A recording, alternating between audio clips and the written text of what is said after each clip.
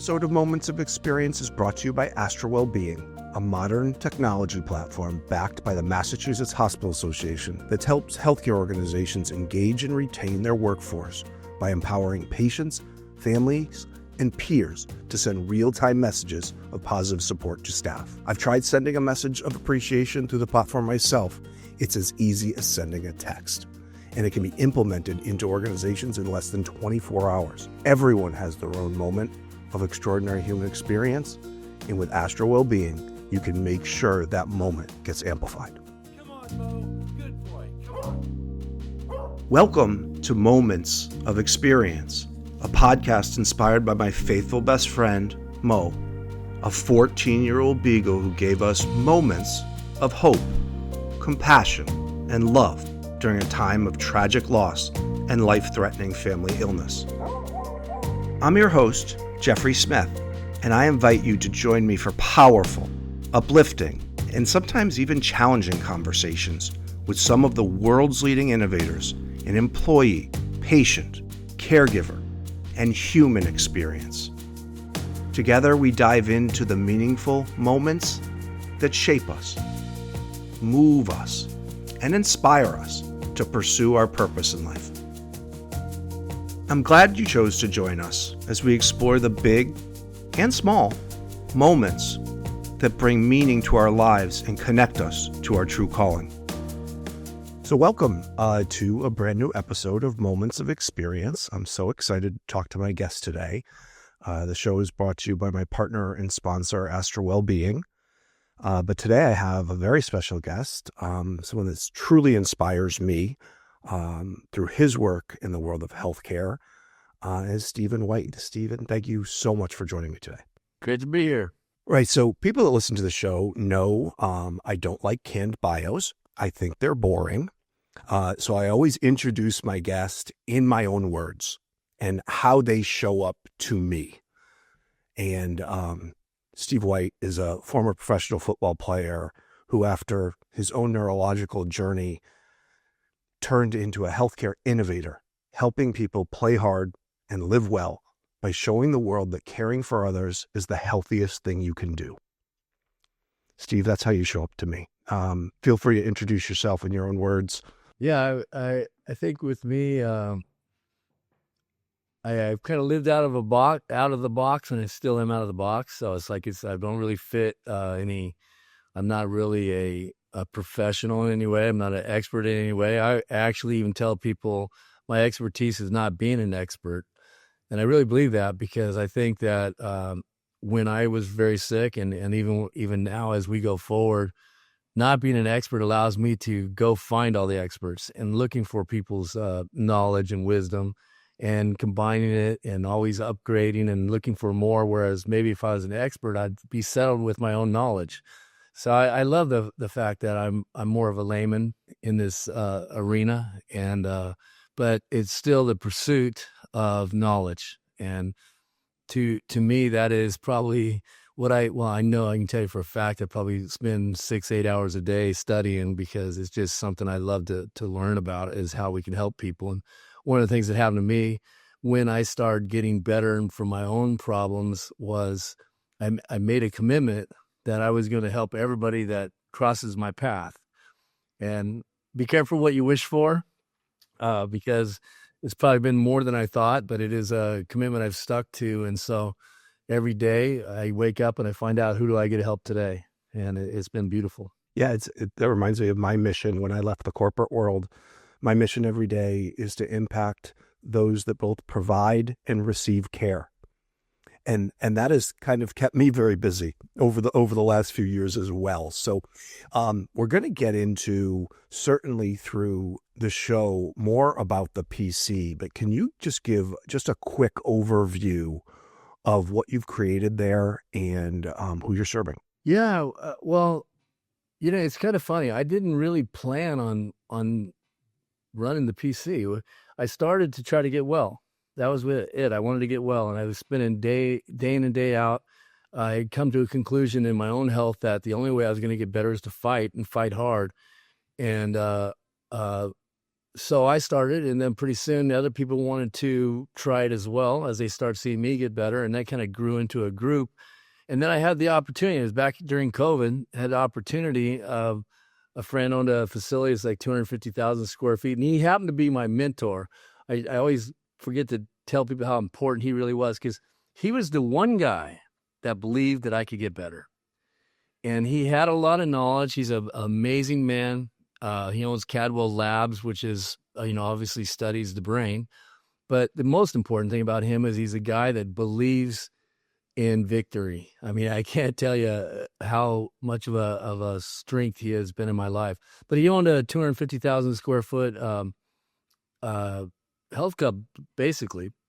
And I looked at it and said, what if we could take this and we could modify it? And what we've done is we brought in medical services. We have primary care, physical therapy, behavioral health. We slowly start bringing these in all around the idea of that, like you said, play hard, live well. That to be healthy, it needed to be more than preventative medical care. To me, preventative medical care is you go to your doctor once a year and the doctor says, okay, well, you're not dying yet, so we'll see you again next year. And we started what we believe is more of a preemptive healthcare. So we take our people, and we have about 15,000 people come through our doors a week, which comes from about 3,300 families for the most part. But we take those people, and we're constantly trying to find out, how do we prevent them from getting sick? How do we help them when they already are sick, when they have a chronic disease? And when we started out, especially, we got people who had been everywhere else. They tried everything, and now what? And we took those people and we did a lot of great things with them, and we still do. But then it started growing more into people like, well, I don't want to get there.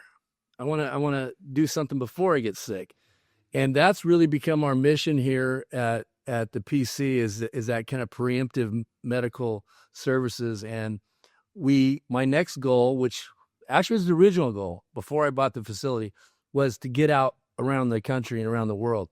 And so once I bought the facility, I had to come to this realization, there's only so many people I could see and we could see as a group within our walls. So am I really making a difference for people if I can't get outside my walls? So we've worked very, very hard at taking our service and making it available to people around the country. But yeah, we have a beautiful, I like to say it's our lab, because we're constantly improving different modalities and therapies and trying different techniques. And we really work hard. Our providers are all the same kind of mentality of like, let's get out there and change lives. And we've grown those providers. So it's just been this kind of nucleus of this lab is starting to grow outside of our walls is really what it's come to. But we have 250,000 square feet. We got 3 swimming pools and a lot of rehab areas and a lot of what we call regenerative areas. We do have tennis and pickleball too, and it's really fun to watch some of the guys that have had chronic diseases that are also, you see them down there playing pickleball, and you're going, wait, didn't that guy have a stroke 3 years ago or 2 years ago? And it's pretty fun. And you talk about expanding it. I heard you speak one time where someone came into the PC and they asked you if they had to sign a non-disclosure document. And you said, no, I'm going to have you sign a disclosure document because I want you to share what we're doing with anyone that'll listen. I thought that was so fantastic. That was kind of a funny twist. Yeah. So and I believe it, just so you know, it's like, I truly believe that is like, if we can help somebody else do things like we're doing in any way, shape or form, that's what we're here for. And I think it is this even gone down to like the individual patient, patients come and everybody's got an initial, right? It's like, I got MS, I got PCS. It's like everybody's looking for their initial. It's kind of our medical system. We look at the causations. We look where all the causations come from. And we don't believe that 2 Parkinson patients are alike. We look at them as an individual, and we look at their different causations, the different things taking place in their life, and we kind of attack it from that point of view.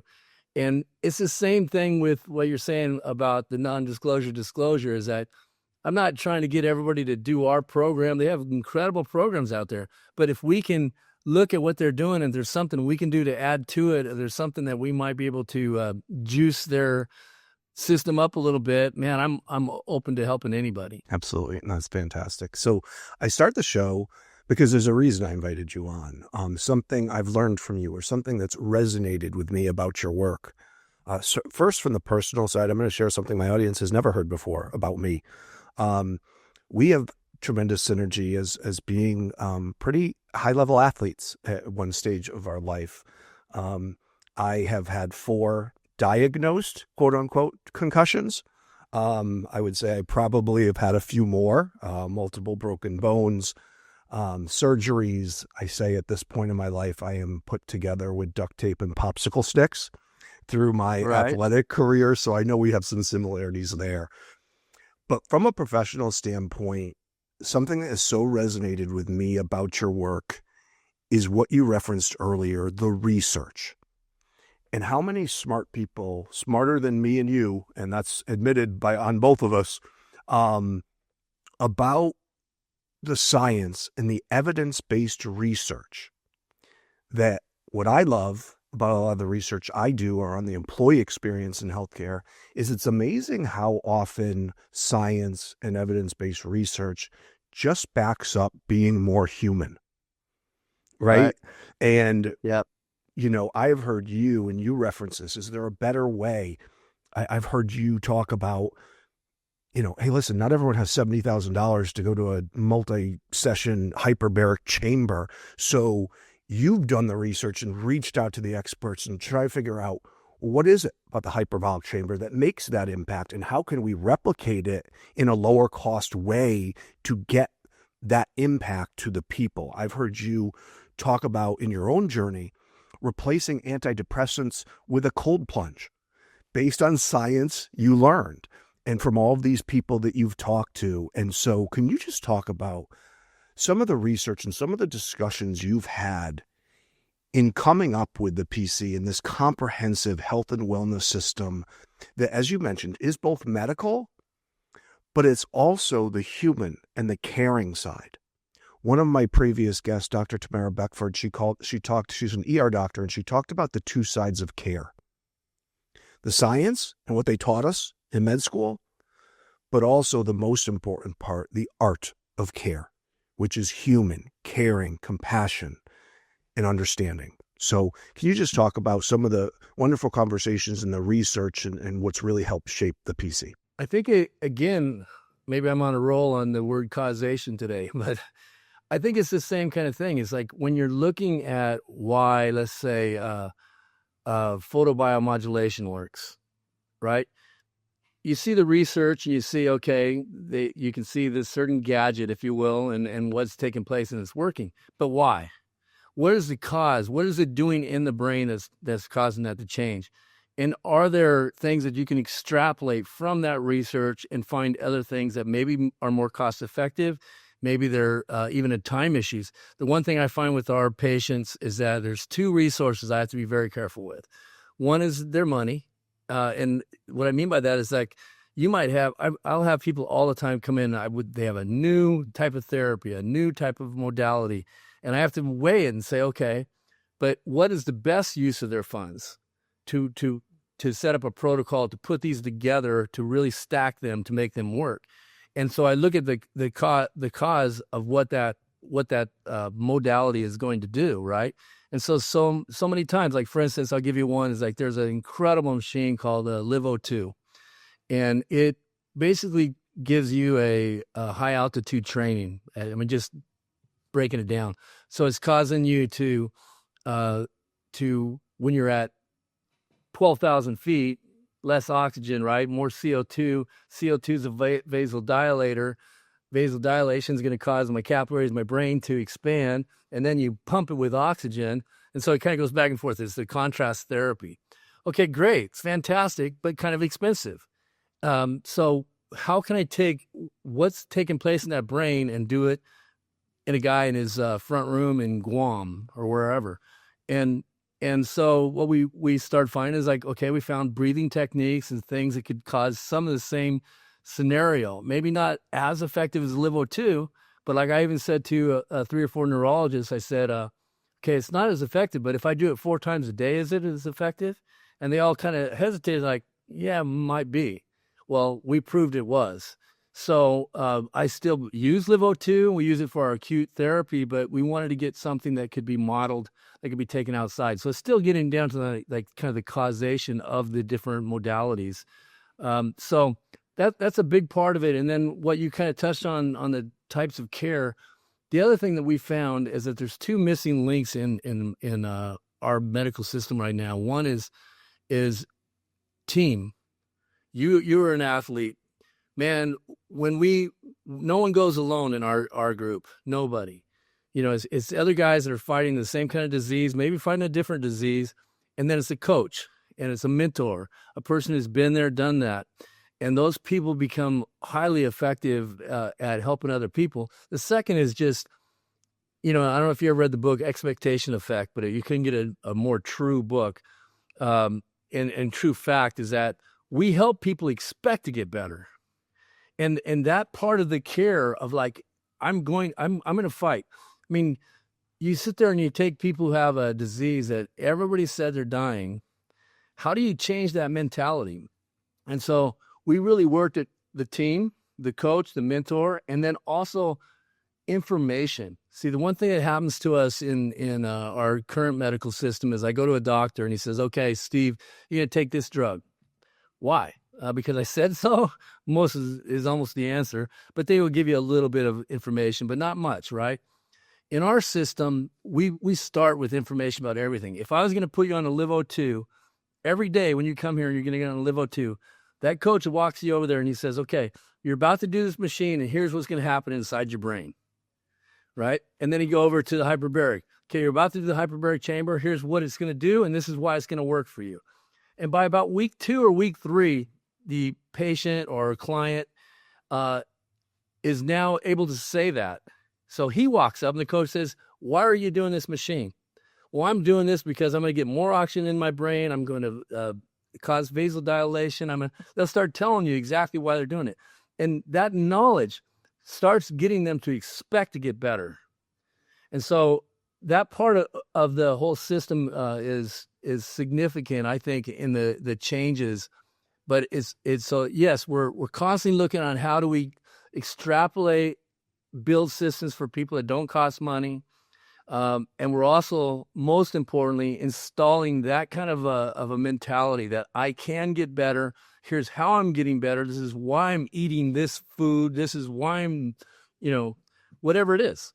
And so I think those are 2 really keys to why the systems work. Well, I think what it creates is what is largely lacking in most healthcare and traditional healthcare environments is trust. By sharing this information about why you're doing something, it creates a tremendous amount of trust between caregiver and coach and patient. So I think that's amazing.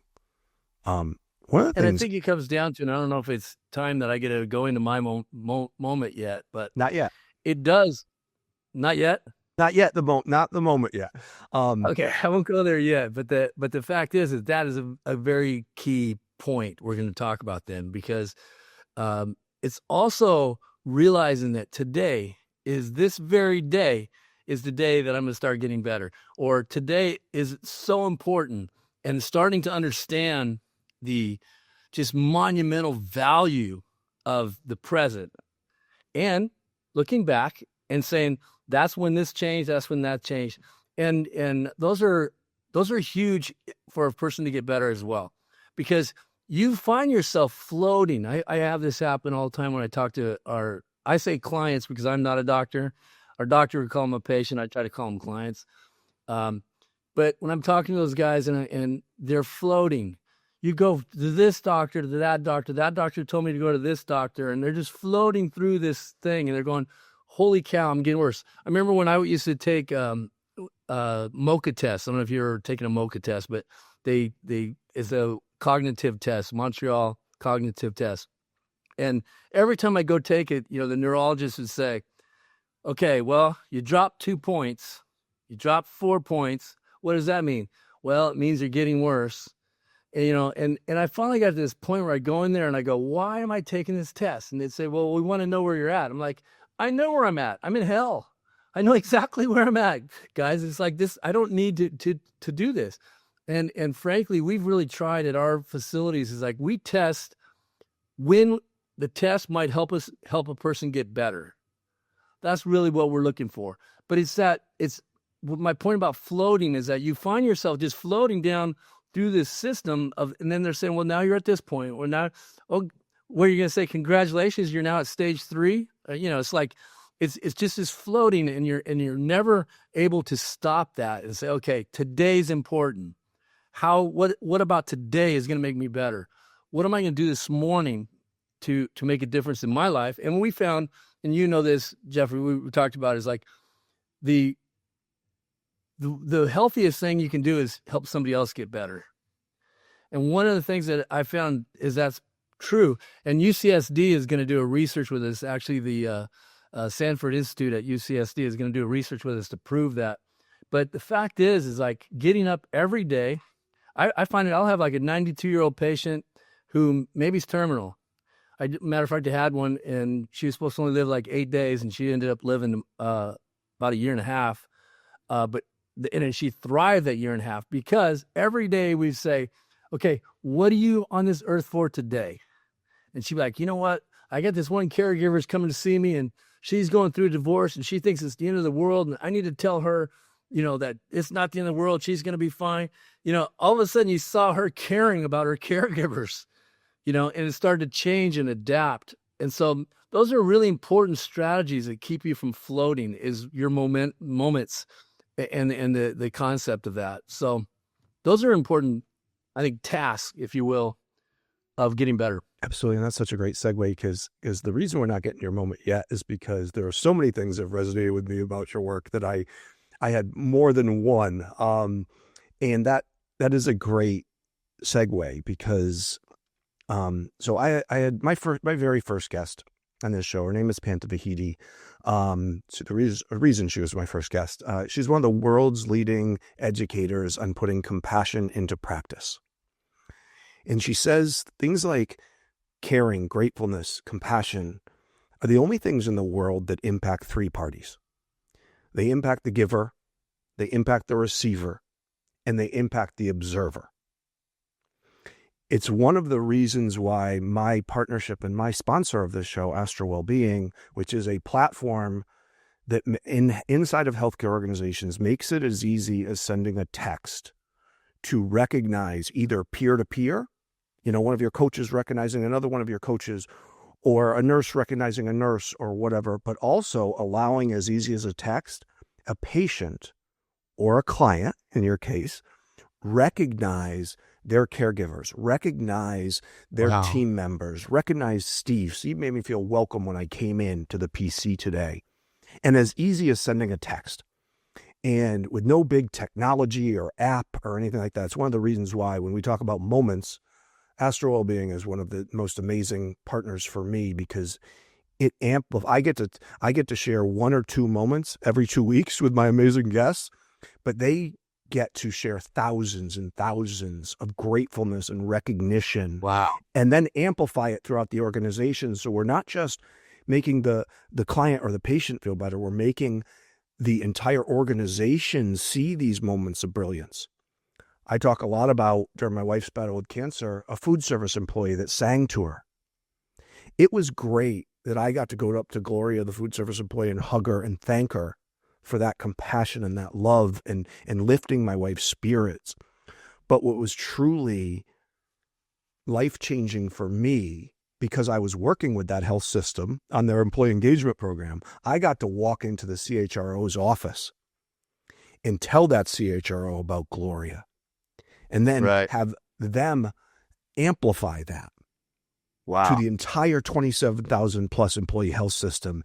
And then so you have all of these observers, not just the giver and the receiver, my wife and Gloria, but now we have 27,000 workplace employees seeing that and seeing how every touch point during a health journey has the opportunity to create an extraordinary human experience or not so much, right? So what you're doing at the PC and what Astral Wellbeing does, is creating amazing moments in their journey. That's great. We'll have to figure out how to move that into our system as well. Absolutely. We emphasize that every day. One of the things in our program is I take my gratefulness walk in the morning. And there's a lot of the things I do to make sure I'm getting grounded, sunlight and all that. But one of the things we're doing is I'm thanking God for what's going on today. And I always tell people this story is that when I first started getting better, it was a 1 minute walk, because I would thank God for the blue sky and I'd thank him for my dog, and that was it. I didn't have anything to be thankful for. And as my thankfulness, my gratefulness started growing, it turned into the half hour or the hour. It wasn't enough. But at the end of the walk, we teach our people to do that very thing. It's like, okay, who was just put on your mind, your heart, that you should share with?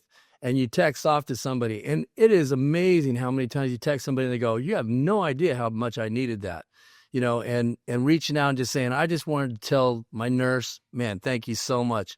I just wanted to tell a friend I hadn't seen for 15 years ago, for 15 years, how much I appreciate them. But that thankfulness and gratefulness is a huge, huge part of our program. So we'll have to look at how we can incorporate what you guys are doing there. That's awesome. No, absolutely. And they're right now they're an early stage startup, and some of the metrics from their early pilots have been absolutely mind blowing.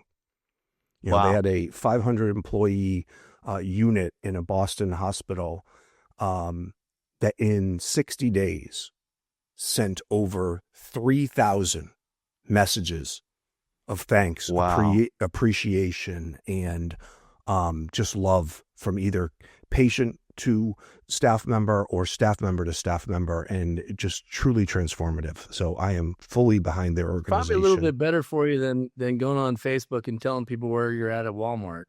Yeah, absolutely. It's a better use of time. So as we talked about, and I love the idea that the PC, you're focused on fixing versus just testing.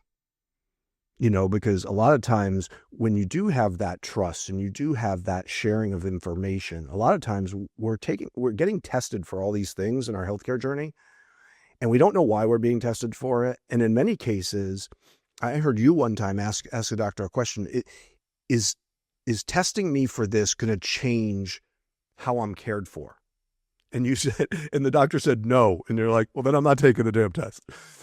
So the fact that you guys are focused on getting that person better versus just testing the science is truly inspiring. Yeah, and I'm really inspired at the this is kind of strange for me to say.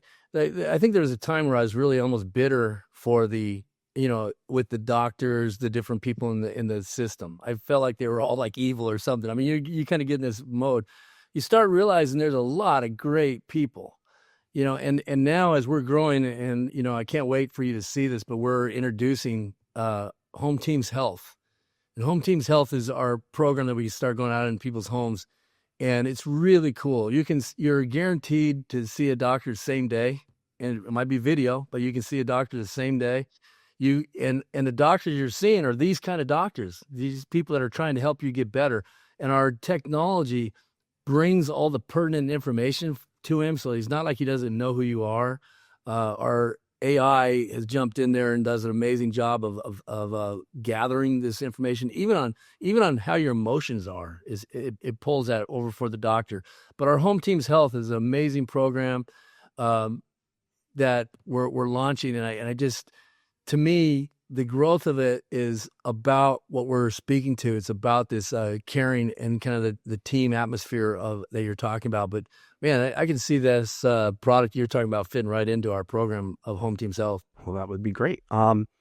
So the name of the show is Moments of Experience, named after my 14-year-old beagle, Mo, who during a very challenging time in our life filled with tragic loss and life-threatening family illness gave us moments of hope, of,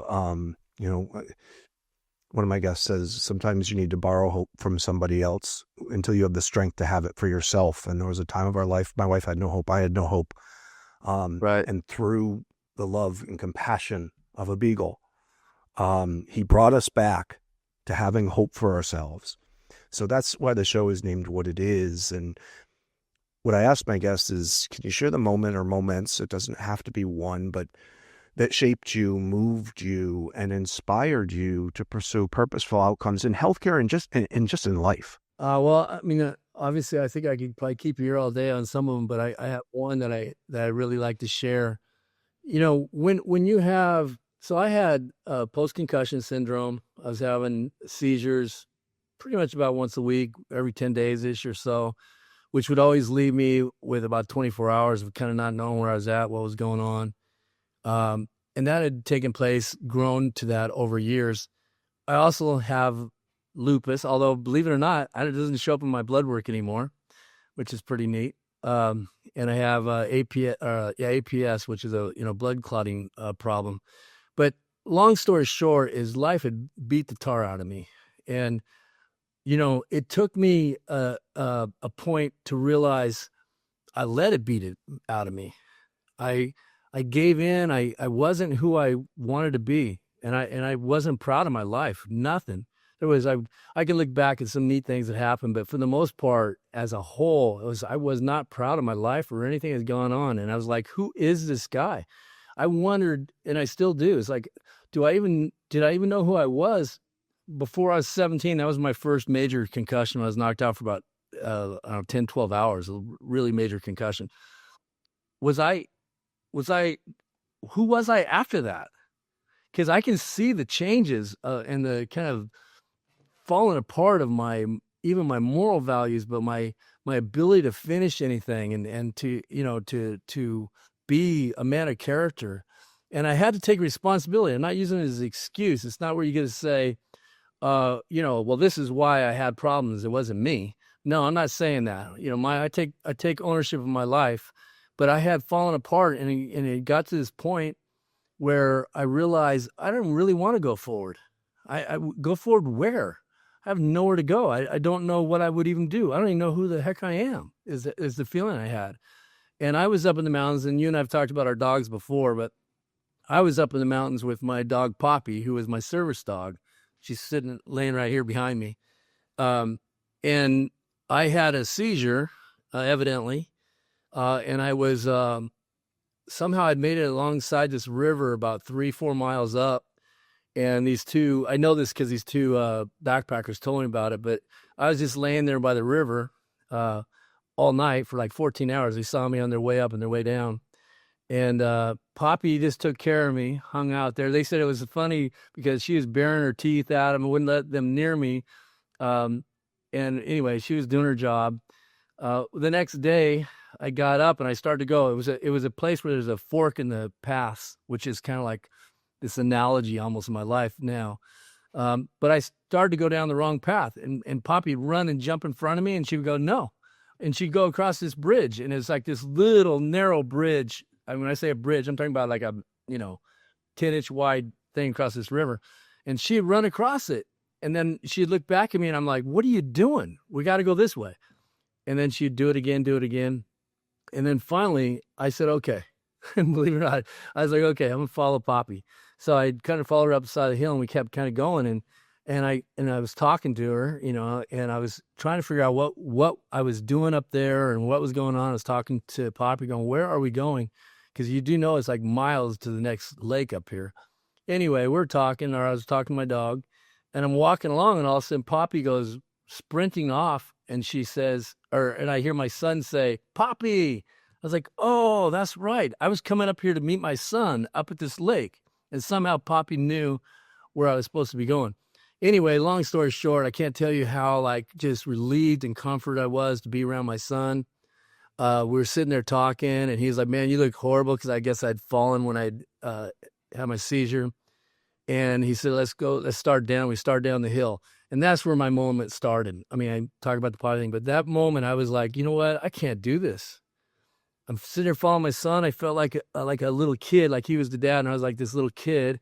And I was thinking about the disaster of my life, the disaster of relationships, the disaster of everything, the times that I just turned to alcohol to try to get through things. I self-medicated myself into oblivion at times.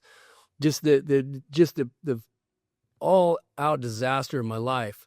And I thought, I cannot just, because I just met with a doctor, by the way, who said, Steve, we can't give any more medicine. We can't do anything to stop what's progressing in you. And he gave me that whole lecture. And I thought, I just can't go cry in the corner. And that's how I had felt to that point. It's like, I just can't cry about this anymore. I cannot just be, and I hate to say it this way, but I can't be the punk that I feel like I am right now. And so what do I do? What do I do from here? And I was like, okay, I got to fight. And the one thing I know about football was like, your best defense is a great offense. You can't just stand on the goal line and go, please don't score, please don't score. You're much better off attacking. And so I thought, that's it. I don't know what I'm going to do to get better. I don't know if I can get better, but I am not going down being a punk. I am going to go down fighting. And it was like this realization I could just feel come over me of like, that's it. It's like, it's the first time I felt like I had a twinge of what I was like when I was 17. I felt like, back when, even at UNLV, when I was playing football there, I felt like that kind of like confidence, just kind of, I don't think very founded confidence, but confidence of like, I can fight. I don't know what, but I can fight. And that started this whole process. I actually came back to talk to Carl, who is the guy I bought this place from. And I said, Carl, I want to fight. And he's like, okay, let's do it. And he helped me in many ways to start fighting. But at that point was kind of my moment, if you will, of like, I'm going to start going a different direction and fight. And I changed everything, Jeffrey. I got a little trailer. I got 4 pairs of pants, 5 shirts, a coffee cup I still have. And I simplified. And I had to go back so far because at that time I was down to a 16 on a MOCA score. I would get up in the morning and write my name and actually say my name to spell it right because I'd done it wrong at the neurologist and they kind of brought that up.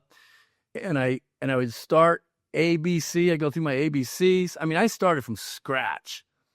And then I would start studying the best I could, which was very, very difficult because my concentration wasn't there. But I started this path, and I won't go into the whole path. I know that's not part of the moment. But that was the moment where I thought, okay, I am responsible for my life. I screwed my life up. Yes, there's reasons, not really excuses. There's reasons. But am I going to sit here and just focus on that? Or am I going to focus on what are the reasons I'm going to get better? And that was the turning point. So I would say that's probably my number one moment. Yeah. And it's very inspiring to hear that because it's just that moment of just realization that it was time to fight and time to get back to a younger you where you felt better, where you felt stronger is amazing. And I've heard you say something, and I can certainly tell you from that moment to now, you have impacted so many lives. You mentioned some of the numbers of people that come through, the PC's doors. You have impacted so many lives and given so many people hope. And one quote, I'll quote you because I've heard you say this, is live life with purpose, on purpose. And I think that's just a wonderful way to put it. And what you guys are doing at the PC is truly inspiring. And thank you so much for everything you've done and for going through a tough journey and coming out the other side to realize that caring for others is the healthiest thing you can do, not just for them, but for yourself. Thank you. And I have to thank you on your moment. Your program, your concept of that is so huge. The cool thing about a moment like that in your life is then it starts moments, right? And you start, like I was saying, you start realizing that I'm not just sick or getting better, and it's like this long road. Yes, it's a long road, and there's a lot of waypoints, but every day matters, and every mile. When I first started, I would go for walks, wouldn't even be runs, I remember going like, wow, that's a mile. and my heart rate would be at like 160. And now about 4 days a week, I go about 15 to 25 miles. And I'm doing a deal this summer where I'm going 340 miles, believe it or not. But I go past that spot all the time, and I'm like, that was it right there. But it's like those moments that you're talking about. They can, once you have them, they start continuing, and every day is a moment, and you got to look at it that way. And I think one of the things I say on my outro, so my listeners are going to hear it twice in succession here, is it's not always the big moments. So I say, keep your eyes open and stay authentically present, because you never know when a small moment can change your life. Absolutely. So Steve, thank you so much. I appreciate your time. I love your story. I'm going to be following the PC and your expansion into what is it? Home Teams? Is that what it's called? Home Teams Health. Yeah. Home Teams Health. Home Teams Health. And man, I can't wait to show you or anybody else. Yeah, definitely want to learn more about that. Everybody around the country. Yeah. So thank you so much. I appreciate your time. All right. Thank you. Thanks, Jeffrey. Thank you for joining us on Moments of Experience. I hope today's conversation touched your heart and inspired you to reflect on the impactful moments in your own life. Remember, it's the seemingly small moments that often hold the most significant power to shape our lives and the lives of those around us. So keep your eyes open and do your best to be authentically present. If you enjoyed today's episode, please consider subscribing, leaving a review, or sharing it with someone who might benefit from our discussions. Until next time, I'm Jeffrey Smith, reminding you to cherish the moments that bring hope, connection, and purpose to your journey.